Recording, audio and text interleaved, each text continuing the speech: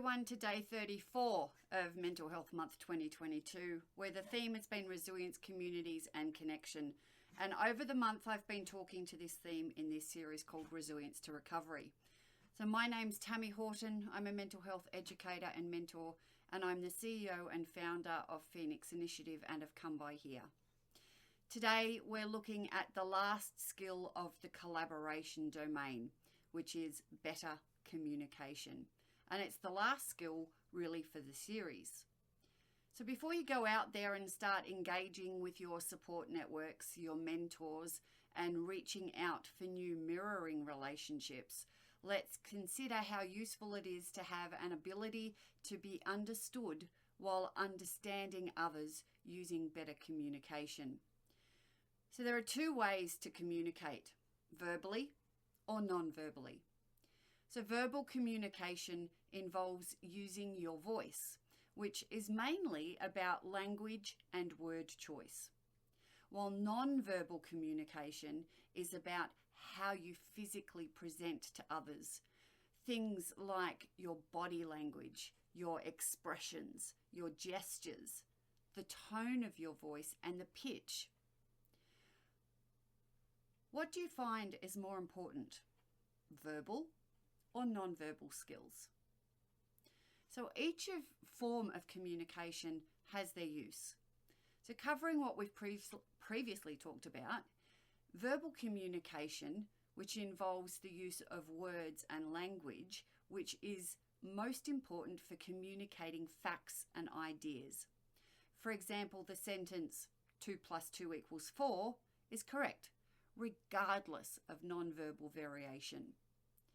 As for non-verbal communication, the tone of voice, the posture and the facial expressions, movement and gestures, it's crucial for communicating emotion, with some saying that 90% of emotional communication is non-verbal. For example, saying, "I love you," can easily come off as not real if the non-verbal side isn't there. In many ways, you can say that without even saying the words at all. So similar to trust and likability is the combination that's effective. While factual communication is more about verbal skills, being mindful about non-verbal communication can help you to say things in a way that's more likely to be heard, to be taken seriously, and to influence decisions. So let's look at some specific skills, and then maybe you could do a bit of an activity with some other people. Keep an upright posture with your head up, no slouching. It's a good way to show interest and confidence. With expressions, it's useful to smile, to look interested and attentive. Avoid a resting frown face. For proximity, there's a balance to find between standing too close and not too close. With voice tone, volume and speed, it's useful to adjust it to the person you are with and to the context. So not too loud in the library, okay? How about eye contact? Can you keep good eye contact while talking and listening without staring? With movements, it's useful to incorporate some to emphasize a point, but too much and you're flailing around. All right, now for verbal skills. So here's some ideas. Starting conversations is a skill all by itself. Some chance encounters are good to strike up a conversation. Share something about what you've been up to. Ask what others are up to at work, with their family, and so on. Being able to keep a conversation going is a skill that gets better with practice. Try to ask more open-ended questions. For example, questions that start with how and why and who are really great examples. Volunteer some information about your own experiences.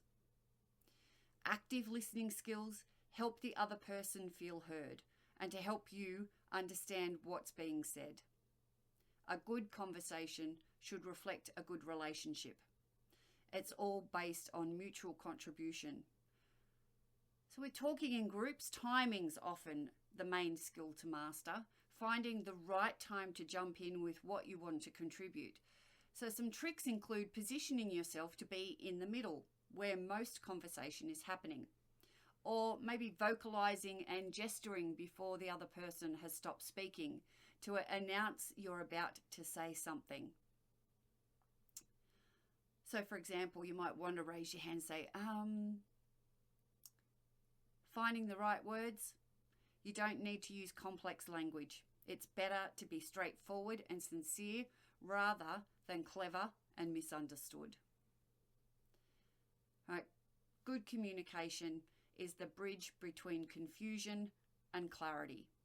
So investing time into practicing communication skills and being open to feedback means that you become better at it over time. As you do this, you'll find that people listen to you more, they take you more seriously, and that you really start to feel understood.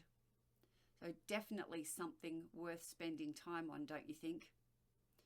So collaboration as a domain is important to keep in mind when trying to nurture and develop strong support networks. So in this part of the series, we've worked on bringing awareness to your current support perceptions and explored how our perceptions depict our sense of reality. So with this being the case with others as well. Then we equipped ourselves and looked through 10 skills to build trust and likability with other people. This is when we identified that we could also look outwardly and establish a mentor or a mirror relationship with others. And finally, as a whole, we went through what you and others can do and say to effectively convey what you want to communicate, both verbally and non-verbally. So with further practice, collaboration can form the support that can help you persist resiliently through difficult times. Now tomorrow is the final video of the series where we'll wrap up what we've learnt. But until then, remember to always be a phoenix. Bye for now.